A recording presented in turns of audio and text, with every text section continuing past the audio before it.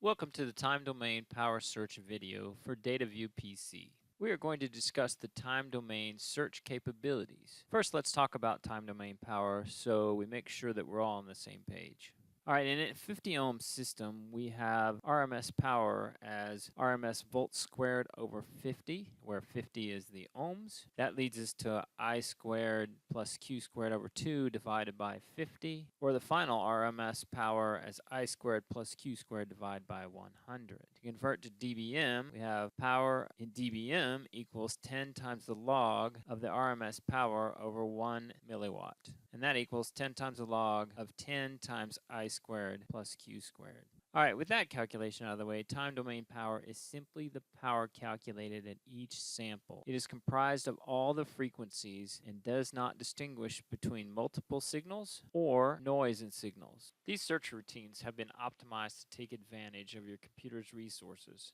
The typical bottleneck in throughput will be the read speeds of your hard drive. I did a few benchmarks for the pulse search. Using the large file, 12.5 gigabytes, we were able to sustain 150 megabytes per second, which approached the specs of the drive manufacturer. So we know the bottleneck is in the drive's read speeds. You may wonder what's the difference between a power threshold search and a pulse search. Calculations are essentially the same, except the pulse search makes an additional pass over the data where it exceeds the threshold to find the 3 dB down point for the start and stop of the pulse, as well as the pulse duration, and can optionally compute the frequency of the pulse.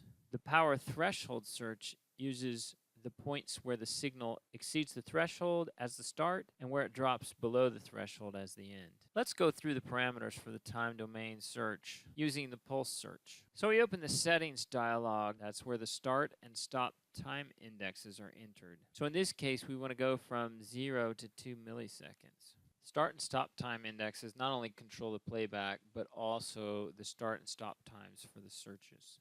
They can be entered in seconds or samples. Make sure you use the correct labels or it will default to samples. Now the remaining parameters are located in the search dialog box for either the power threshold or pulse searches. The only difference between the dialog boxes is that the pulse search allows the user to compute the pulse frequencies. So let's use the pulse search dialog starting at the top. The power threshold is probably the most important parameter. This sets the time domain power level that must be met before a pulse is detected. So in this case, a pulse must exceed negative 40 dBm before we will add it to our list of results. The minimum dropout duration is the minimum amount of time the signal must go below the threshold before it is considered to be a new pulse. The minimum pulse duration is the minimum time the pulse must be above the threshold to be considered a pulse. The moving average filter can be applied, and the user can choose the number of points for the moving average. Now let's see how the parameters affect the search results. We already set the start and stop to 2 milliseconds to give us just a small set of results to work with.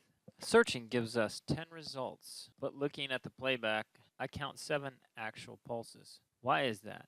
If we look at the list, we find 3 really short pulses. These are spurs, each from the previous pulse. I don't really want those in the list, so how do I get rid of these? The first way is just to raise our threshold beyond the level of the spurs. In this case, we have plenty of signal to noise, so that is an easy option. So we used minus 26 dBm. If we don't have that much signal to noise, then we can use the minimum pulse duration and set it to 250 nanoseconds. And we get the same results. Let's look at a different radar signal. This time we can see that the pulses go all the way into the noise. These pulses occur every 500 microseconds, starting about 290 microseconds, and we're going to cover about 10 milliseconds of this file in the search, so we should have 20 results. Okay, let's set up the start and stop time indexes from 0 to 10 milliseconds. Again, those are in the settings dialog. Using the default parameters, we don't get the results we expect. We see that there's only 13 results. One of the problems is that the pulses are well below the negative 40 dBm, so first we have to correct that. Let's try minus 50 dBm. Now we get 798 markers. What's happened is we are too close to the noise floor, so we're getting noise in our results. We can eliminate most of the noise by setting the minimum dropout duration and minimum pulse duration. Let's increase the minimum dropout time to be 500 nanoseconds and the minimum pulse duration to be 5 microseconds because we know that these pulses should be about 20 microseconds in duration. This gives us 18 results, so we're still missing a pulse at 792 microseconds and one at 8.29 milliseconds. And many of our pulse durations aren't close to correct. The two important things we know are 1, we need to go lower on the threshold, and 2, minus 50 dBm is already picking up things in the noise. These two statements seem incompatible, which means we probably have to compromise. Our compromise is to apply a filter.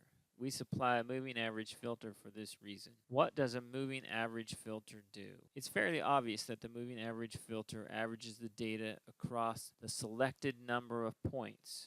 Half of the points are to the left and half of the points are to the right of the sample that we're using. And then you add the sample in the middle, so our number is always odd. Okay, so what are the consequences of a moving average filter? First, the benefit. This allows you to create a cohesive pulse from what looked like only noise, filtering or smoothing the noise so that you can pull out the pulse. This can't all be good, so what are the negative consequences? There are several. First, we add processing time. Fortunately, a nicely implemented moving average filter adds little to the processing time. Unfortunately, we do get altered results for start and stop time, as well as the duration and likely peak power and sometimes the average power. Let's look at a quick example first. The original pulse is basically perfect with sharp, steep rise fall. Now let's pull up a 1% and 10% moving average. 1% has very little effect, but 10% is starting to get noticeable. How much can you tolerate? Typically, it's about how far into the noise you need to get. Now let's go back to our example. Let's use minus 57 dBm, 200 nanosecond minimum dropout, and a 15 microsecond minimum pulse duration. Go ahead and compute frequencies and turn on the moving average filter. We're going to use a 10% moving average filter. To calculate that, we know we have about 20 microseconds per pulse. The sample rate is 150 megahertz, so 20 microseconds times 150 million samples per second is 3,000 samples. So 10% is 300 samples. Again, we want an odd moving average, so we're going to make that 301. This gives us a nice set of 20 pulses, exactly what we'd expect.